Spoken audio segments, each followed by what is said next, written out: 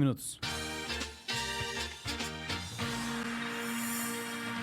CBN Criatividade, oferecimento RDB Criatividade, pessoas criativas, empresas inovadoras. Acesse rdbcriatividade.com.br.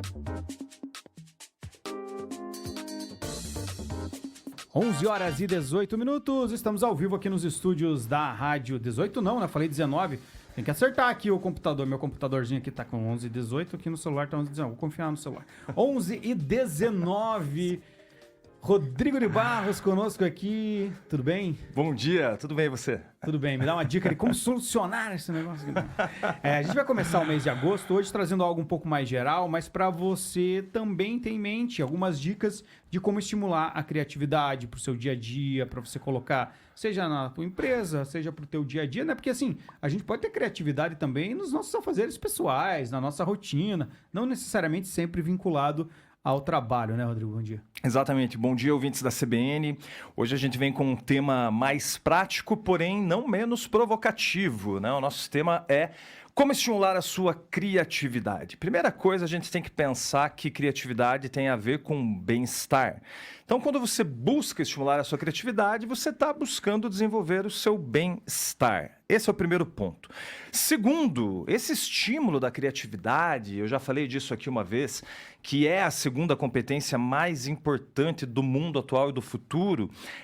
Esse estímulo da criatividade, ele acontece muito mais pelo sentir do que pelo pensamento. Pelo sentimento primeiro e então pelo pensamento. Então, ouvintes da CBN, uma dica macro é a seguinte: o nosso estímulo de criatividade acontece quando a gente estimula os nossos sentimentos, ou seja, os nossos sentidos. Quanto mais você estimular o seu paladar, o seu tato, a sua visão, a sua audição, o seu olfato, mais você estimula a sua criatividade. E isso se dá de uma forma muito simples, quer dizer, aquela velha pergunta clichê: quando foi a última vez que você fez algo pela primeira vez? Quando que você conseguiu sair da sua rotina e se jogou numa nova experiência? Ou ainda, uma pergunta muito simples: quando que você ouviu uma música de um estilo musical totalmente diferente do que você costuma ouvir? Quer dizer, você só ouve sertanejo, você só ouve rock and roll, você só ouve pagode. Que tal ouvir outra coisa? Que tal ouvir um jazz, uma música barroca? Que tal ouvir uma trilha sonora de um filme que é super legal, né? Que tal se expor a coisas diferentes? Quer dizer, você só come determinado tipo de comida, que tal experimentar um novo prato? Você só passeia para os mesmos lugares. Você só vai assistir o Operário. Que tal assistir outro jogo? Outros esportes, né? Outras coisas. Que tal se colocar em situações diferentes, né? E a premissa é a seguinte: não é só do ponto de vista filosófico, isso tem uma razão de ser, Emanuel e ouvintes. O que acontece é o seguinte: quando você estimula o seu equipamento sensorial, os seus 5 sentidos, você nada mais está fazendo do que estimular o seu sistema nervoso. Primeiro, o seu sistema nervoso periférico. Uma vez que esse sistema nervoso periférico, as nossas milhares de anteninhas subcutâneas, por assim dizer, uma vez que você estimula esse sistema nervoso periférico, ele gera descarga elétrica, correto?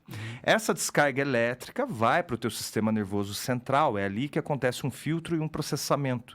E essa descarga elétrica no seu sistema nervoso central estimula 2 bases neurocientíficas da criatividade, a saber, a neuroplasticidade, que é a capacidade do teu cérebro se reconfigurar, e as ressinapses, que é a capacidade dos seus neurônios formarem outras redes neurais. Uma vez que o seu cérebro, via seu sistema neural, forma novas redes neurais, o que acontece? Você pensa diferente. Você chega a novas conclusões, você chega a novas percepções, você gera novas ideias. Então, meus queridos, o estímulo criativo passa por você viver uma vida mais plural. Como eu tenho dito por aí, o mundo é muito plural para você continuar no singular.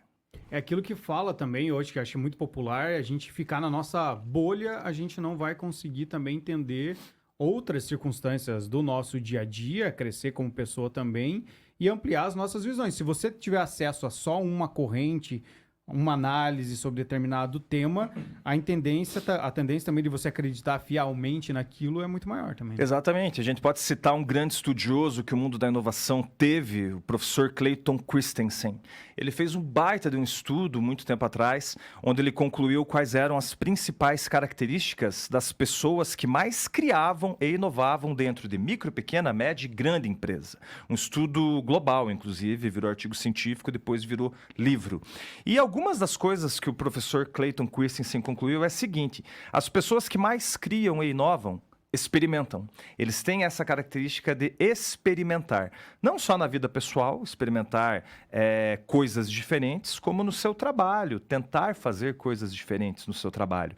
Pessoas que criam e inovam, elas fomentam muito o pensamento associativo, que é aquela capacidade de a gente olhar para objetos que aparentemente não têm uma relação, fatos que aparentemente não têm uma relação e perguntar: e se a gente combinasse essas coisas? E se essas coisas fossem diferentes? Se essas coisas tivessem uma outra forma? E fazer diferentes associações. E uma outra coisa que o Clayton Christensen comenta é que pessoas que criam e inovam, elas participam de grupos de pessoas com gostos diferentes, características diferentes, e isso fomenta muito o famoso networking. Vou contar uma situação aqui de Ponta Grossa. Você pode não gostar, mas é um exemplo bom. Se ninguém tivesse pensado em colocar a polenta com o mel numa churrascaria da cidade, hoje a gente não teria e não saberia, eu pelo menos não saberia, que polenta e mel fica muito Combina. gostoso. Eu particularmente adoro e sei onde encontrar. Acho muito bom.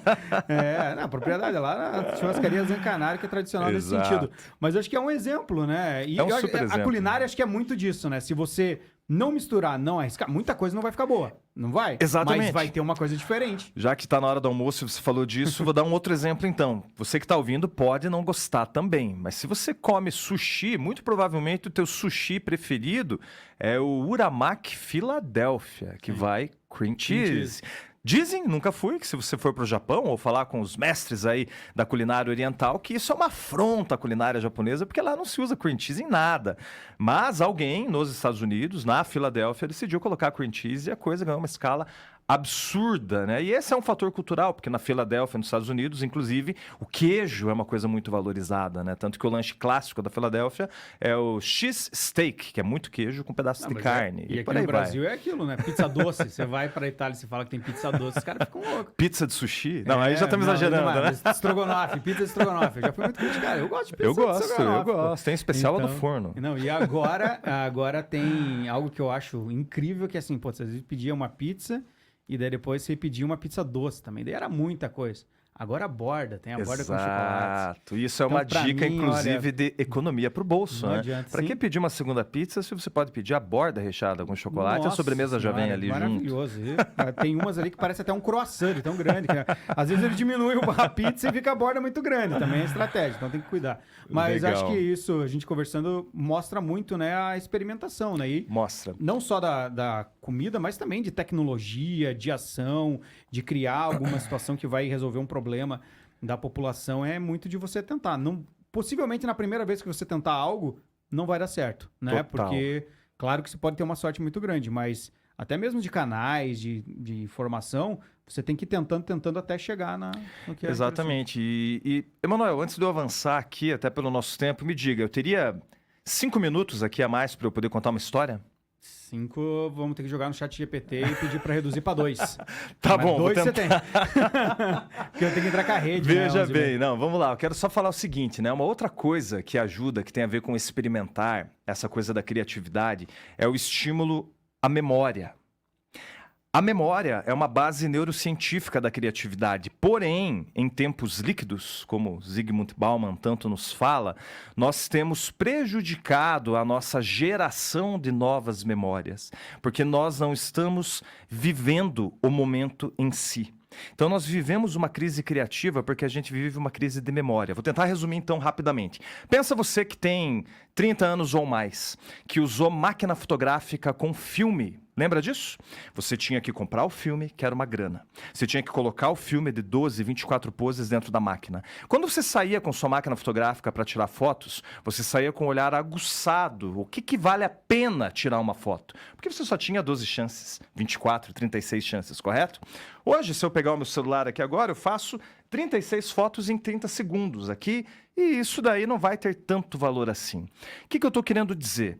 Eu não gerei um ritual com aquela experiência. Um pequeno ritual de tirar as fotos, revelar as fotos, compartilhar as fotos que eu tirei, né? E retroalimentar aquele momento vivido. Hoje, o seu celular, ouvinte da CBN, está cheio de vídeos e fotos que você fez e nunca viu.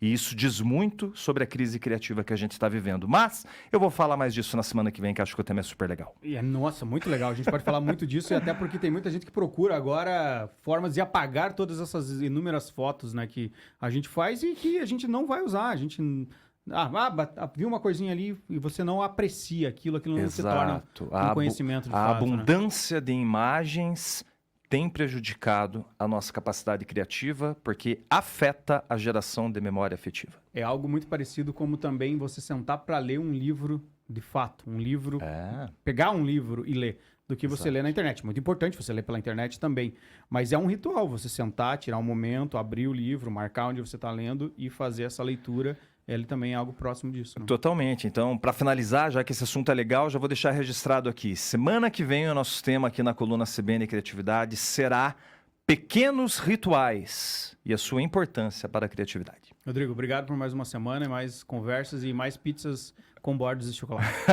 Obrigado, com certeza. E viva o sushi!